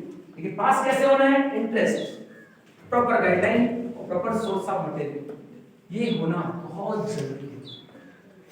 क्लियर हो गया कंसेप्ट? आप बताओ क्या डाउट है? और आईएएस बनने हैं, जिसको कलेक्टर एसपी बनना है, वो बिल्कुल टेंशन नहीं लेना। मैंने आज क्या डिक्लेयर कर दिया, आप लोग क्या बने बनाए हो? डिप्टी कलेक्टर और डीएसपी। क्योंकि आप लोग सब 10th एग्जाम देते ना, इतना ही आता है। मैं इतने सालों से पढ़ा रहा हूँ, उसका निष्कर्ष बोल रहा हूँ। बस आपको अगर आईएएस आईपीएस बनना है तो थोड़ा सा 11th लेवल का और पढ़ना है। और मैं मिलूं ना मिलूं तब भी आपको कौन है 3 गाइडलाइन? सिलेबस, प्रीवियस पेपर, इनको बेस करके पढ़ना, आप पास हो। क्लियर? सबसे सरल काम है कलेक्टर एसपी बनना होता है। क्यों? कलेक्टर एसपी बनना है तो हमें क्या पढ़ना है? जो हम पढ़ चुके हैं 6 to 12। डॉक्टर बनना है तो नया पढ़ना है, इंजीनियर बनना है तो नया पढ़ना है, वकील बनना है तो नया पढ़ना है। लेकिन क्या पुराना पढ़ना है? कलेक्टर एसपी पढ़ना है तो पुराना पढ़ना है। जिस दिन उसका मन हो जाए मुझे बताना। मैं तो चाहता हूँ आप लोग बिजनेसमैन बनो, बड़े बिजनेसमैन। मैं भी आपके यहाँ काम करूँ, मुझे भी कुछ छोटा मोटा काम दे दो आप। बिजनेसमैन, अच्छे लॉयर बनो, बड़ा काम करो, बड़े लेवल पे काम करो। ये ओपन सेशन है, आप डिसाइड करो कि करना क्या है, बनना क्या है, जो मन करे वही करो। क्योंकि लास्ट डेस्टिनी क्या हमारी, अंतिम लक्ष्य क्या हमारा? मेंटल पीस कब मिलेगा? जब हम सोच रहे हैं। और याद रखना, मैंने जो एक लाइफ साइकिल बताया ना, अलग अलग उम्र में अगर मुझे जो चीज चाहिए, गोल भी मेरा वैसा ही होना चाहिए, वो सब मिले मुझे, फिर देखो कितना आनंद आएगा। और जब भी आप बोलोगे ना इस विषय में बात करना, मेरा नंबर किसी से भी लेकर आप मेरे से डायरेक्ट पूछ सकते हैं कि मुझे इस फील्ड में जाना है तो कैसे जाना। लेकिन सोचना है कि मेरे 10 साल बाद क्या होगा, जब मैं 35 का होगा तो क्या होगा। तो अपने जब भी गोल डिसाइड करना है, अभी से डिसाइड नहीं करना आज मैं ये करूंगा, 21 साल में कहाँ होगा, 25 में कहाँ होगा, 30 में कहाँ होगा। पूरा सोच लेना है 50-60 साल तक। और 50-60 साल तक ऐसा फील्ड चुनना है जहां हमेशा क्या मिले, मेंटल पीस। वरना लोग एक एसपी हुए हैं, बिलासपुर एसपी बनने के बाद भी अपने चैम्बर में गोली मार ली थी, तो उन्होंने गलत फील्ड चुन लिया था। कई ऐसे डॉक्टर मिलेंगे जो सुसाइड कर लेते हैं। कई ऐसे टीचर हैं जिनका कभी उनके चेहरे में हंसी दिखती नहीं, ऐसा लगता पूरे ब्रह्मांड का बोझ उनके ऊपर। ऐसे टीचर मिलेंगे आप। कई ऐसे स्टूडेंट भी मिलेंगे जिनके चेहरे में उनकी स्माइल ही नहीं रहेगा, लगता पूरा तो चेहरे में हंसी नहीं है। जो हमारे जीवन का लक्ष्य है, क्यों कर रहे हैं इस काम में? तो मैं पढ़ा रहा हूं तो मुझे थकान नहीं हो रही ना, समझ जाना। मैं बनने निकला था आईएएस आईपीएस बनने, लेकिन रियल में मैं था क्या, एक टीचर था। टीच करते हुए पता नहीं समय कैसे गुजर जाता, पता नहीं। तो आपको पहचान लेना चाहिए, जो व्यक्ति बहुत इंटरेस्ट होकर काम कर रहा हो ना, समझ जाना इसका यही फील्ड है। ये गलत फील्ड में चला गया था, अब सही फील्ड में आ गया। उसमें वो थकेगा नहीं, हारेगा नहीं, उसका मन नहीं थकेगा, उसकी भावना नहीं बदलेगी, समझ जाना उसने सही फील्ड को खोज लिया। जो काम करके थक जाए वो घर का इंतजार करे, घर जाना है, छुट्टी करना है, छुट्टी आना है, जाना है, समझ जाना गलत फील्ड में आ गया, जबरदस्ती थोप दिया गया। एपीजे कलाम साहब एक बार एक प्रयोग कर रहे थे, तो मस्ती कर रहे थे अपने दोस्तों के साथ। उनके प्रोफेसर बाजू से निकले, उन्होंने विंग्स ऑफ फायर में लिखा है। तो विंग्स ऑफ फायर में लिखा कि जब उन्हें बोला कि यार क्या यार मस्ती करते रहते हो, पढ़ते लिखते नहीं हो, कहते आपने गलत फील्ड चुन लिया और आपको तो कॉलेज से निकाल देना चाहिए, आपकी स्कॉलर बंद कर देना चाहिए। एपीजे कलाम साहब को शौक कि वो स्कॉलर नहीं पढ़ते थे, आपसी सहयोग से ही पढ़ रहे थे।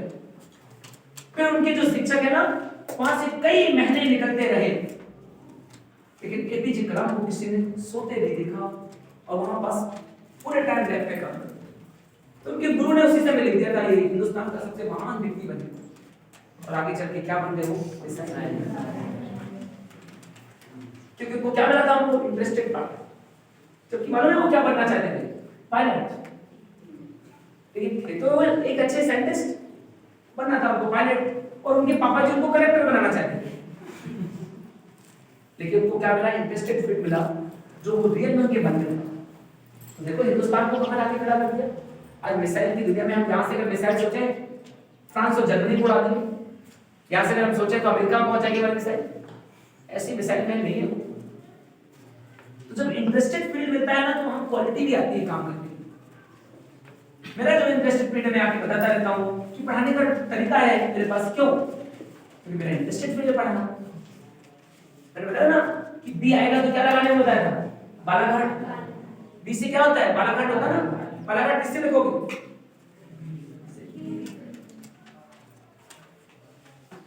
कॉम्पिटिशन रेट में। जब भी आपको चिंता हो जाए कि मुझे कोई अधिकारी बनना है, उसके लिए मैं आपको हर तरह का सहयोग कर दूंगा। कोई बड़ी चीज नहीं है अधिकारी बनना। मैंने बताया ना, आप 6 to 10 पढ़ चुके हैं, मेरे लिए पर्याप्त है। फिर तो आप अधिकारी बन जाओगे, अधिकारी तो ऑफिसर बन जाओगे। तो बी आ गया तो बालाघाट लगा दो। बैंगलोर नदी कहाँ बहती है? बालाघाट। बेटिया लगा कहाँ है? बॉक्साइट कहाँ है? बालाघाट। आप यूट्यूब पे देखना ऐसे। तो जो व्यक्ति कॉम्पिटिशन की फील्ड में जाना चाहता है, मैं उसके लिए अलग से एक सेशन करूंगा कि जिसको आईएएस आईपीएस बनना है तो उसके लिए एक अलग सेशन करके पढ़ा देंगे। बिल्कुल भी कठिन नहीं। लेकिन मैं जो कहना चाहता हूँ, आप हमारा जो अंतिम लक्ष्य है या हमें जीवन में जो चाहिए उस तरह के गोल बनाओ। फिर आप देखो, कभी सर्च करना है तो आप बहुत सारे, मेरा चैनल भी देखना, गौतम एकेडमी डालना, सिद्धार्थ गौतम, तो बहुत सारी चीज आ जाएगी, आपको उससे पता चल जाएगा। लेकिन हमें स्वेच्छा से डिसाइड करना और कोशिश करना है कि 12th तक हमारा साइंस रहे, लेकिन जबरदस्ती नहीं, फोर्सफुली नहीं, यदि हो सकता है तो। वरना कॉमर्स भी अच्छा है, आर्ट्स भी अच्छा है, एग्रीकल्चर भी अच्छा है, सब अच्छा है। ठीक है, अब बताओ अभी क्या डाउट है और भी? कोई क्वेश्चन नहीं करते आप लोग? हमारे देश में क्वेश्चन करने की परंपरा कम होगी। कोई क्वेश्चन नहीं? गार्जियंस का है, कोई नए बच्चे जो बैठे हैं उनका कोई क्वेश्चन? सर जैसे मैंने एग्रीकल्चर लेना चाहता हूँ, अगर मेरे को कोई 4 लोग आके बोलते कि ये बेस्ट है, मेरा माइंड डाइवर्ट है, तो उसको नहीं करने के लिए मैं क्या करूँ? माइंड डाइवर्ट होता है? हाँ, जैसे मेरे को 4 लोग आके बोल रहे हैं कि ये बेस्ट है।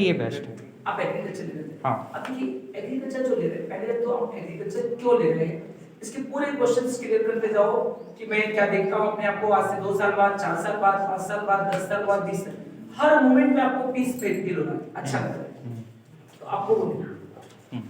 आज आपने डिसाइड कर दिया, मान लीजिए मैंने बताया, मैंने क्या डिसाइड किया था कि मुझे आईएएस आईपीएस बनना है। देखिए मैं था क्या, एक टीचर। बाद में पता चला कब उम्र में जाके 30 में 27 28 30 में जाके पता चला मैंने कितना सारा टाइम खो दिया अपना। तो आपको क्या अच्छा लग रहा है, ये आप उसको पूरा मूल्यांकन करिए। एग्रीकल्चर नो डाउट, मेरी श्रीमती भी एग्रीकल्चर ही की, बहुत अच्छा सब्जेक्ट है, लेकिन एग्रीकल्चर की क्या करना चाहते हो, क्या उद्देश्य है? मेरे को वही क्लियर करना, अभी मेरा मेन मोटिव नहीं है वो। मान लीजिए आप कल एग्रीकल्चर विश्वविद्यालय में आपका एडमिशन होगा, क्लियर होगा, फिर क्या करोगे? वही मेरे को अभी जानना है सर, अभी मेरे को पूरा नहीं पता उस बारे में, मतलब मैंने अभी स्टार्ट किया उस चीज को। हाँ, एग्रीकल्चर कॉलेज के 80% बच्चे, 80% बच्चे एग्रीकल्चर कर लेते हैं और बैंक में आ जाते हैं। एग्रीकल्चर कर लेते हैं और हमारे घर में हम देखते डिप्टी कलेक्टर बन जाते हैं। पंचम जैसे एग्रीकल्चर कर लेते हैं और रजिस्ट्रार बन जाते हैं। ऐसा एग्रीकल्चर नहीं करना, फालतू का काम। अगर एग्रीकल्चर में जाना है तो फिर मैं लौट कर आऊंगा अपने गांव की बहुत शानदार खेती करूंगा, कमर्शियल खेती करूंगा, या एग्रीकल्चर ऑफिसर बनूंगा, या एग्रीकल्चर फील्ड में ही काम करूंगा, तब तो जाना है। अंकिता है हमारे यहाँ, अंकिता एग्रीकल्चर की एसडीएम बन गई, ये नहीं करती। इसलिए बोला ना, अभी से हम आपसे मिलने क्यों आए? जो लोग गलती करते हैं या हम लोगों ने गलती की वो आप ना करो। अगर मैं आपकी जगह बोलूं कि मैं एग्रीकल्चर करूंगा तो मैं एक ही आंसर होगा, सर मैं एग्रीकल्चर जब लूंगा। मेरा एक स्टूडेंट मेरे साथ का दोस्त है, वो केमिस्ट्री से उसने किया था, एग्रीकल्चर में केमिस्ट्री से एमएससी किया, आईएएस दिया मेरे साथ, उसका आईएएस बने हुआ, लौट कर आकर शहडोल में खेती करता है। वो हर साल 1 साल से ज्यादा कोई कार चलाता ही नहीं, और कोई भी कार वो 40-50 लाख के नीचे की लेता है। 150-200 एकड़ में खेती करता है। उसका भाई यूएस में था, उसको बुला लिया, तो उन्हें पढ़ाई लिखाई करके क्या की, अच्छी शानदार खेती, आलू लगाते, सब्जियां लगाते, हाईटेक खेती करते, मूली लगाते, इतनी मोटी मोटी, इतनी बड़ी बड़ी मूली, पूरी कोरिया और जापान भेजते हैं। फिर करना ऐसा है, एग्रीकल्चर नहीं, एग्रीकल्चर किया मैं बैंक में चला गया, एग्रीकल्चर करेंगे पीएससी में निकलेंगे, ये नहीं करना। तो मैं आपसे जो कहना चाहता हूँ, आपने एग्रीकल्चर डिसाइड किया, नो डाउट अच्छा सब्जेक्ट, आपको क्लियर होना चाहिए एग्रीकल्चर में पास होगा, फिर क्या करूंगा, फिर क्या करूंगा, फिर क्या करूंगा, फिर क्या, माइग्रेट नहीं होना, वहां से भागना नहीं। क्योंकि मैं तो पढ़ाता हूं और मैं जोधपुर में पढ़ाता हूं, तो मैक्सिमम बच्चे एग्रीकल्चर वाले, मैंने कहा ना 80% बच्चे एग्रीकल्चर फील्ड में है ही नहीं, तो मैं देश के संसाधन बर्बाद कर दिए ना। ये नहीं करना, जो डिसाइड करना है वहां से लौटना नहीं, फिर वही करना। इसलिए तो हम लोग आए हैं ना, लौटना करना है, जब आपको कोई बताने वाला नहीं था, लेकिन जब बताने वाला है आपको कोई, तो क्यों लौटेंगे आप?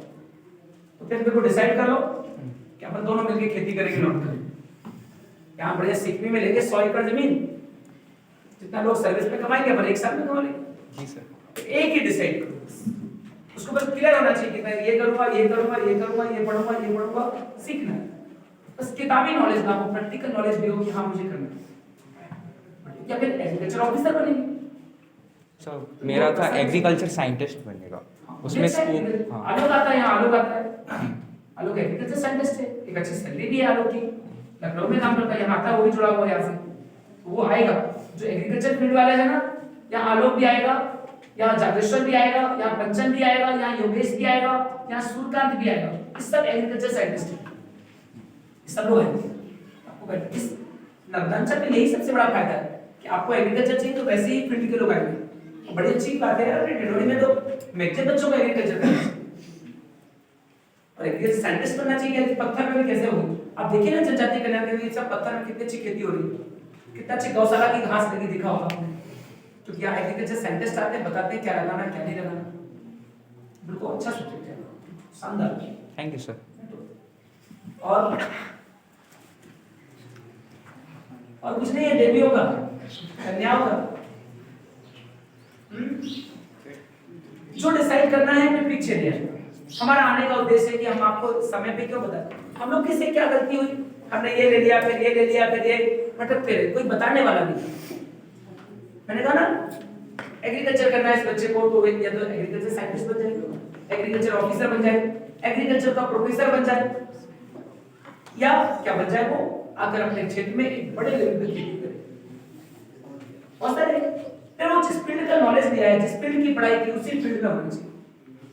पता चला इंजीनियरिंग कर लिया और बैंक में जॉब कर रहा है, और एमबीबीएस कर लिया और आईएएस बनकर आ गए, अपने डॉक्टर का पद खराब किया ना। ऐसी गलती डिसाइड कर लिया फिर वहीं जाना, पटक जाना। तब तो हम देश के संसाधनों का भी उपयोग करेंगे, तब तो हम इसको बोलेंगे ना मातृभूमि की सेवा की हमने। पता चला हमने एग्रीकल्चर का खूब उपयोग किया और आगे बढ़े, दूसरा जॉब कर रहे हैं, ठीक है। तो आप लोग बढ़िया बताइएगा कहाँ कैसा डिस्कस करना है। तो ये नर्मदांचल विद्यापीठ माँ नर्मदा जैसे ही है ना, जो निस्वार्थ सेवा से लगी रहती ना। नर्मदा नदी छुट्टी में चली जाए 1 महीने की तो क्या होगा बताओ। ऐसा ही अपन को नर्मदांचल बनना है साहब, कि उसमें कोई अच्छा पानी मिलाता है, गंदा पानी मिलाता है, कचरा मिलाता है, कितने हजारों को पानी देती है, कितने लाखों करोड़ जमीनों को सिंचाई करती है, कितना अंडरग्राउंड वाटर रिचार्ज करती है। नर्मदांचल नाम जो रखा है छोटा नहीं है, कितने लाखों करोड़ों इंडस्ट्री उसके किनारे में, कितने शहरों को पानी देती है फ्रेश वाटर। किसी से नाराज होती है क्या? किसी को किनारे जाता तो पकड़ के डुबा लेती है क्या? बोलती तुम गंदे हो तो पानी नहीं, तुम ऐसा करो। बस नर्मदांचल जैसे लगातार बहते रहे, समझ जाना कि नर्मदांचल मां नर्मदा 2 महीने की छुट्टी में चली जाए तो हम सबकी छुट्टी हो जाएगी। ऐसा ही एकदम प्रवाह होना चाहिए नर्मदांचल विद्यापीठ। आप सब लोग इस पहला बैच है, क्योंकि आपका ये जो एक सब्जेक्ट पर विचार कर रहे हैं, आवश्यकता पड़ेगी हम फिर बैठेंगे, आवश्यकता पड़ेगी आप हम लोग के नंबर पे पूछ सकते हैं, मम्मी पापा से भी बात कर सकते हैं। लेकिन आज ये समझाना जरूर कि हमारी लास्ट डेस्टिनी है मेंटल पीस, जहां मुझे मानसिक खुशी मिलेगी मैं वही काम करूंगा और उसी फील्ड में ही अपना बेस्ट दूंगा। और हर फील्ड बराबर होती है, कोई छोटी बड़ी नहीं होती, ठीक है। आप अच्छा करो, मुझे तो आप लोगों से बात करके बहुत पॉजिटिविटी फील होती है, आप लोग बहुत अच्छा करके रहे। मेरे पास हेमू आया, हेमू का मन था डॉक्टर बनना, मैं चाहता था उसको काउंसलिंग करता हूँ, क्या करवा देता आईएएस की तैयारी, मेरे घर में तो हो ही रही थी, मैंने उसको बिल्कुल डाइवर्ट नहीं। उसने बोला मैं अनुश्री भी पढ़ूंगा, मैं अनुश्री ले गया। बोला मैं वाणी पढ़ूंगा, मैं आकाश में कोचिंग करूंगा, आकाश कोचिंग में वही ले गया। चाहता मैं काउंसलिंग कर देता तो 100% पीएससी आईएएस की तैयारी कर रहा हूँ, मैंने उसको बिल्कुल नहीं समझा। मैंने बोला तुमको जिससे अच्छा लगता है, जिसमें खुशी मिलती है, जिससे अच्छा फील होता है वही करो। इसी हॉस्टल का बच्चा है वो और अच्छे से मेहनत कर रहा है, ईश्वर करेगा तो हो जाएगा उसका। आकाश कोचिंग में बहुत अच्छे से पढ़ रहा है। याद रखना हर फील्ड अच्छा है, बस आपको खुशी मिलना चाहिए। लेकिन आज थोड़ा सा इस सोसाइटी पर आईएएस आईपीएस का सम्मान थोड़ा ज्यादा है, एसपी और कलेक्टर थोड़ा अलग दिखते हैं, इसलिए लोग उस फील्ड की तरफ भागते हैं क्योंकि उसका पावर बहुत दिखता है ना। कि मेरा मानना है, मेरा व्यक्तिगत अनुभव है कि हर एक फील्ड बराबर है, बस अच्छी मेहनत कर रहे हैं और कोई काम नहीं कर रहे। चाय वाला बहुत खुश है और एक कलेक्टर परेशान है, तो ज्यादा सक्सेस कौन है? एक किसान 2 एकड़ खेती में भाजी लगा कर खुश है और एक 500 एकड़ में खेती करके भयंकर दुखी है। कौन सक्सेस है? जो खुश है समझ लाइफ को उसने जी लिया, क्योंकि सब तो यही ना जाना है ना, खुश होकर अपने देश में जीना है, बस यही सोच के चलो, ठीक है ना। आप सबको ऑल द बेस्ट, अच्छे से सब्जेक्ट डिसाइड करो, ठीक है ना। और यदि आप कहीं 4 दोस्तों को बुलाकर बात करना चाहते हो करियर को लेकर, आप कभी भी मुझे बुला सकते हो। इस दत्तांचल विद्यापीठ तो हम लोग के लिए समझ जाना एक पवित्र मंदिर के समान है, हम लोग इसको वैसा ही मानते हैं। कहीं भी कोई आवश्यकता है, इवन आपको आगे क्या डिसाइड करना है, कौन से कॉलेज में जाना है, किस जगह पढ़ना है, किस कोचिंग में पढ़ना है, उस पर भी हम सहयोग करेंगे, उस पर भी हम आपको मार्गदर्शन देंगे। लेकिन आपके क्योंकि इस छोटी सी उम्र में आपसे मिले हैं, तो आपको अपने सपने बड़े बनाने, बड़े सपने होने चाहिए, क्योंकि छोटे बच्चे जो भी सोच लेंगे। अब्राहम लिंकन कहते थे कि मैं अमेरिका का 16वां प्रेसिडेंट बनूंगा। जब गांव में एक खेत में काम करते थे तो बोलते थे 16 प्रेसिडेंट बनूंगा अमेरिका। एक व्यक्ति जो खेत में काम करता है, एक व्यक्ति की किताब ले आता है, वो किताब गीली हो जाती है तो उसके खेत में कई महीने तक काम करता है, वो क्या करता है? अमेरिका के प्रेसिडेंट बनते हैं। मोदी जी को देख लो, कहां से कहां पहुंचे, देखो अब देखिए कहां पहुंचे। तो आप जो सोच लोगे इस उम्र में वो आपके पास होगा। और एक लास्ट में बस 2 मिनट में कंक्लूड कर रहा हूं, जो चीज उसको बहुत सुनना है और सब लोग हाथ उठाकर बताना कि ऐसा आपकी जिंदगी में होता है कि नहीं। अपन किसी को याद करते हैं, किसी के बारे में सोचते हैं, किसी के बारे में विचार करते हैं, तो उसका मैसेज और कॉल आता है कि नहीं? किसी को याद करते हैं तो उसके मैसेज और कॉल आता है कि नहीं आता? नहीं आता। कितने लोगों के साथ हुआ कि इसने इसको किसी को याद किया और मैसेज आया है, कॉल आया हाथ में? आप लोग का मोबाइल नहीं होगा तो कहां से आया? चलो दूसरा उदाहरण, हम लास्ट टाइम में जो पढ़ते हैं ये क्वेश्चन आएगा, ये आएगा आएगा, ऐसा कितने लोग साथ हुआ कि वही आया जो हमने लास्ट में?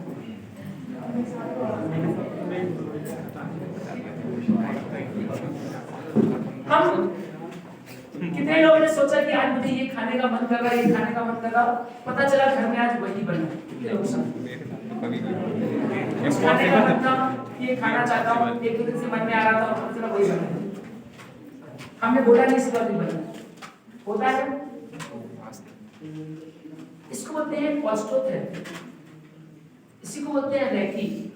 आप जैसा सोचेंगे, मैं आपको बता रहा हूँ, अभिषेक मेरा विद्यार्थी, पूछना, मैंने स्टूडेंट के बाजू में नाम लिखा, नाम और उसके बाजू में पोस्ट लिख दी, डिप्टी कलेक्टर, वो फाइनली डिप्टी कलेक्टर ही बना। छोटी सिस्टर के बाजू में मैंने डीएसपी लिखा, वो डीएसपी बनी। ये पावर ऑफ एनर्जी है, आप जैसा सोचेंगे वैसा हो। मैं प्रूफ दे देता हूँ, पुष्पक विमान से उड़ के रावण आता है, वो सोचा वही बन गया ना विमान। अर्जुन युद्ध में लड़ रहा है ना, आज वही मिसाइल है ना। हमारे भगवान आते हैं फिर चले जाते हैं ना, वैसी टेक्नोलॉजी बन गई ना। मिस्टर इंडिया मूवी देखी होगी, जो इंसान सोचता है वो 101%। इसको टेलीपैथी कहते हैं, इसको रेकी कहते हैं। इसके लिए एक मूवी जरूर देख लेना, द सीक्रेट करके एक मूवी है, 15-20 मिनट की। तो आप लोग जो सोच लोगे, मैं ये बनना चाहता हूँ, मैंने अब्राहम लिंकन का बोला ना, तुमने बोल दिया था बचपन में कि मैं 16वां प्रेसिडेंट बनूंगा, ना 16 नंबर के प्रेसिडेंट भी। दूर मत जाइए। हमारे देश में बहुत सालों से हम सोचते थे कि धारा 370 खत्म होनी चाहिए, खत्म होना चाहिए, खत्म होना चाहिए, खत्म होना चाहिए। मैक्सिमम लोग सोचते थे, खत्म हो गई। राम मंदिर बनना चाहिए, बनना चाहिए, बनना चाहिए, बनना चाहिए, बनने लगा। जो सोचने लगेंगे आप जीवन में, जो भी सोच लेंगे, मैं आपको बता दूं 100%, और इसका प्रूफ ढेर सारे। आपने देखा कुरुक्षेत्र का युद्ध हो रहा है और संजय बता रहे हैं कि वहां क्या क्या हो रहा है। उस समय का क्या है, लाइव टेलीकास्ट। आज मीडिया में क्या होता है, लाइव टेलीकास्ट। फेसबुक में आप क्या करते हैं, लाइव, वही तो है। ऐसा कोई भी साइंस उठा लीजिए जो पहले हमने सोचा, जिसपे हमने उसको धर्म से बस जोड़ दिया। हमने अगर उसको विज्ञान से जोड़ा होता तो इस सब रिसर्च हम कर रहे हैं। तो मैं आपको ये उदाहरण क्यों दे रहा हूं, क्योंकि आप जो सोच लेंगे, आप अभी जाकर घर में एक अपनी सीक्रेट कॉपी बनाना, उस पर सब कुछ लिख लेना अपनी लाइफ के बारे में। और आज से उसको 10 साल बाद उठाना, जो लिख लोगे 101% पूरा होगा। मैं तो आपको अनुभव बता रहा हूँ साहब, बहुत लंबा अनुभव। मैं कई बच्चों के साथ ये प्रयोग कर चुका हूँ कि मैं इमेज करता था किस पोस्ट में होगा वो व्यक्ति। यही है बसंत न्याय, जितना वो एसडीओ है पहुंच। मैं बोलता था तुम्हारा इसमें तो होना ही है, उसको यकीन ही नहीं होता था। वो पीएससी भी देता था, ये देता था वो, तो उसको पूछना नहीं भैया ने क्या बोला, पंचम से पूछना 1 साल के अंदर तुम्हारा सिलेक्शन हो जाएगा, वरना तो मेरे से जिंदगी में मिलने बता। कैसे सिलेक्शन है, रजिस्टर हो गया। ठीक, power of energy, positive energy इसको बोलते हैं ना, इसको आप जैसा सोचेंगे वैसा होगा। तो आपको अपना गोल डिसाइड कर लेना है और उसके बारे में लगातार सोचना है। आप जो सोच लोगे, इवन आप जो रैंक लिख लोगे, जिस जगह पे पोस्टिंग लिख लोगे, इमेज कर लेना आपका बंगला कैसा होगा, गाड़ी कैसी होगी, घर कैसा होगा, A to Z वही होगा। उसको सबसे गाना नहीं गाना, बस सोच के मन में रखना, उसके बारे में लगातार सोचना है। हम लगातार जाप करते हैं ना, तो बड़े बड़े बाबा लोगों को देखना आश्रम बना लेते हैं, अपन एक घर नहीं बना। अभी हमने लोड़ा वाले महाराज जी को देखा सेवरा में, तो उन्होंने कम से कम 2-3 करोड़ का यज्ञ कर दिया और यहाँ पर एक प्लाट नहीं ले पाते। तो वो लगातार उस चीज के बारे में सोचते हैं ना, मुझे यज्ञ करना, मुझे यज्ञ करना, मुझे यज्ञ करना, मुझे समाज के लिए लगातार सोचते रहे। वो लॉकडाउन में वैसे यही बोलते थे, इतना बड़ा यज्ञ कर दिया कि लोगों ने कल्पना नहीं की। जब जिसके पास 500 रुपए नहीं हो, 2 करोड़ 3 करोड़ का यज्ञ कर रहे, तो क्या सोच रहे हैं वो साधु संत? लगातार वही सोचते हैं ना, पूरे टाइम वही सोचते हैं, पूरा हो जाता है। आप बताइए, ये इसकी हजारों फैक्ट मिल जाएंगे आपको प्रूव करते हुए, जैसा हम सोचेंगे। मैंने बताया ना, एग्जाम टाइम पे जाते हैं ना, ये आएगा, ये जरूर आएगा, ये जरूर आएगा, कोई क्वेश्चन आते हैं। कई लोग सोचते हैं मेरी गाड़ी पेट्रोल पंप तक चली जाएगी, चली जाएगी, चली जाएगी, तो चली जाती है। और उल्टा सोचो, पता नहीं जाएगी नहीं, पता नहीं जाएगी, नहीं जाती। करके देखो ना, सुबह देखना, नेगेटिव सोचना, ये मेरा सामान कहाँ पड़ा है, मेरा ये कहाँ, पता चला चाबी बाजू में दिखी नहीं, चाबी भी बाजू में रखी, गाड़ी में किक मार रहे हैं, चाबी नहीं घुमा रहे। Negative energy. वो पॉजिटिव एनर्जी करना, हर चीज होता चला जाएगा, होता चला जाएगा। ये पावर ऑफ एनर्जी। तो जो डिस्कशन मैंने इतना लंबा किया, उसके पीछे जो गोल आप डिसाइड कर लेंगे, उसके बारे में लगातार सोचना है। मैं बनूंगा, मैं दुनिया का सबसे अच्छा इंसान हूँ, सबसे अच्छी एनर्जी है, सबसे अच्छा मन है, सबसे अच्छी भावना है, मैं बनूंगा, मैं वहां पहुंचूंगा और पहुंचकर ये जो मेरे टारगेट है मैं पूरे करूंगा। आप लिखना, आज से 10 साल बाद चीज पूरी होगी, इसकी आप खुद एविडेंस देंगे कैसा होगा। एक लगातार इसके बारे में सोचना। क्लियर? तो आप लोग को अच्छे डिसीजन लेने के लिए ऑल द बेस्ट, मेरी बहुत सारी शुभकामनाएं हैं। और कहीं भी लगता है तो हम फिर कभी भी मिलकर के बात करेंगे। और नंदांचल विद्यापीठ में प्रयास रहेगा कि अपन अभी जब तक आपका फाइनल वो नहीं हो जाता, सब्जेक्ट डिसाइड नहीं होगा, हर महीने एक सेशन करेंगे कि आपके और भी जो डाउट है उस पर क्लियर हो जाएंगे। ठीक है? और जो भी बच्चा जिस फील्ड की तैयारी करेगा, अब इस बार प्लान होगा 10th के बाद यहाँ क्यों एडमिशन लेना है, उस पर एक विचार हो रहा है। जो IIT तैयारी कर रहा है तो उसकी क्लास IIT बेस भी चलाएगी, ट्यूशन क्लासेस उसकी एक्स्ट्रा क्लासेस। जो कॉम्पिटिशन देना चाहता है तो कॉम्पिटिशन पे क्लास, मैं एक ऑनलाइन क्लासेस है मेरी, मैं उसको पूरी ऑनलाइन यहाँ से जोड़ दे दूंगा, वो टोटल फ्री ऑफ कॉस्ट होगा सबके लिए।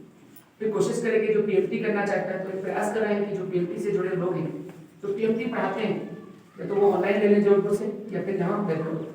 तो इस विद्यालय में आपको जो रेगुलर पढ़ाई है 11th 12th की, उसके साथ साथ क्या मिलेगा, आप जिस कॉम्पिटिशन में जाना चाहते हैं उसकी क्लासेस भी आपको यहाँ मिलेगी। हो सकेगा प्रयास है हमारा वो ऑफलाइन हो जाए और नहीं तो ऑनलाइन मिले। तो ये काम करना कि आपको 10th के बाद अगर आपने कोई गोल डिसाइड कर लिया, उसकी भी अलग सेपरेट क्लासेस हो, जिसमें जब 12th पास आउट हो तब तक आपकी एक अच्छी तैयारी हो जाए और आप फर्स्ट टाइम पे पहुंच जाएंगे, चाहे वो ग्रेड हो, चाहे वो नीट हो, इन सब। तो अभी ऑनलाइन की व्यवस्था तो अभी है, क्योंकि काफी लोगों से बात कर ली है जोधपुर में, जो भी नीट की तैयारी कराते हैं, जो भी IIT की तैयारी कराते हैं, और मैं कॉम्पिटिशन वाले स्कूल में जोड़ी दूंगा। लेकिन कोशिश होगी कि हम वीकली या रेगुलर अगर कर पाए, ऐसे शिक्षक अगर हमें मिल जाते हैं जो इस कॉम्पिटिशन को पढ़ा सकते हैं, नीट और ग्रेड वगैरह, उसको अपन कर देंगे। इस स्कूल में आपको एक्स्ट्रा देंगे और हम जैसे लोग तो आपको आपके साथ हमेशा खड़े होंगे कि आपको किस मोमेंट में क्या सहयोग। यहाँ से जब आप जबलपुर आएंगे कॉलेज में, तब भी हमारा सहयोग होगा पूरा कि किस कॉलेज में जाना है, कहाँ पढ़ना है।